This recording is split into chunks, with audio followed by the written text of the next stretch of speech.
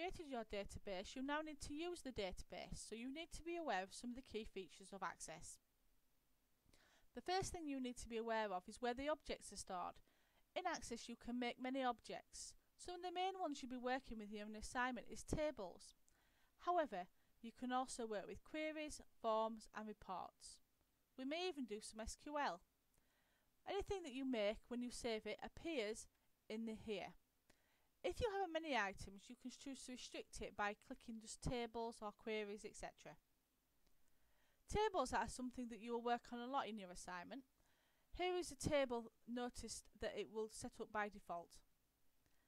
There's two views that we work with on tables, and you need to be able to understand what they do. If you're looking to view here, you've got datasheet view, which is our current view. It's where we add the information physically about our entities, and in this view we have design view, and if we go into design view it will automatically ask us to save the file name. We're going to do this now.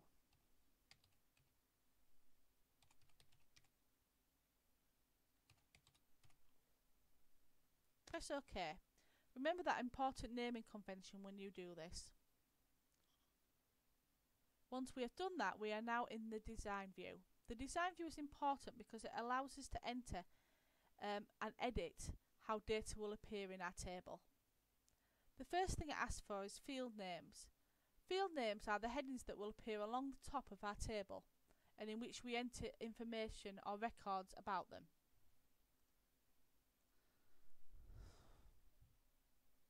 Once you have done this, you will notice that now we have a list of headings. You will notice they are here. If you want to make them bigger so they fit on, you can just drag them or double click them to adjust them to the size that you want. Let's go back in the design view. In this view we can alter data types also. What a data type is that it restricts the information that is allowed in each of the fields that you will work with.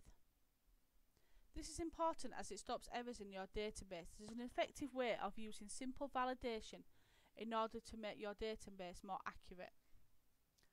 We're now going to look at some of the common ones that you'll use at the beginning of your lessons, and then later on you will come across some more advanced ones. In here, for example, we have things like data type. So we click on auto number here. Now auto number automatically came on when I open this table. Microsoft Office does this by default. If you don't want it to do it, you can click on the key to get rid of it. You will notice in our table the ID field has a primary key.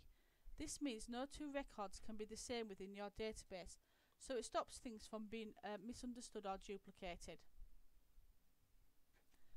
We're now going to look at some other data types. We've got auto number, which automatically puts the number in so no two can be the same, which links to the primary key. We've also got dog name. Dog name is set as short text. Short text allows us to enter simple text into the database. Dog owner name is also short text, again for the same reason. Breed can also be short text, but we can also use something called Lookup Wizard. Lookup Wizard allows us to type in the values that we want in order to get a drop down that makes it easier for the user to use the database.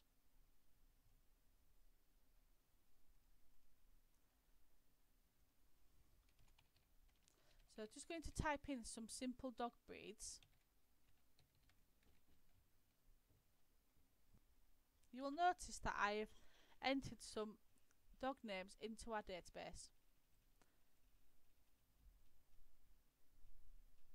If you only want to limit it to the choices, so stop people from adding their own choices, click Limit to List. Press Finish. You will notice it stayed as short text, but with under there we also have a drop down list. If I click View and here and click on Breed, it will give me a drop down list. This stops people from entering incorrect information into the database that we don't want. So for example, if we don't want Alsatian, it wouldn't allow me to enter it. However, it would allow me to enter things that I've already typed. Date of birth is a good one. We can set the date of birth to the date and time so that we can type date of births in only into the database. If we click on the date of birth, it gives us a calendar which we can select the date of birth, rather than people typing in date of birth differently. For example, somebody might type in the 14th of January into there, and it produces an error message to tell them that it's the wrong format. That again stops errors to make your database easier to analyse. We also have Kennel Club ID, which would be number. Again, this stops the wrong type of information from being entered into our database. So if I put 10, again, it stops the information from being entered, but it will allow me to put numbers in. Again, city would be a good one for the lookup wizard. There are also many other things like currency, yes and no is useful, and calculated field is useful, but we'll learn about that later. OLE object or hyperlink are useful if you want to insert objects into your database.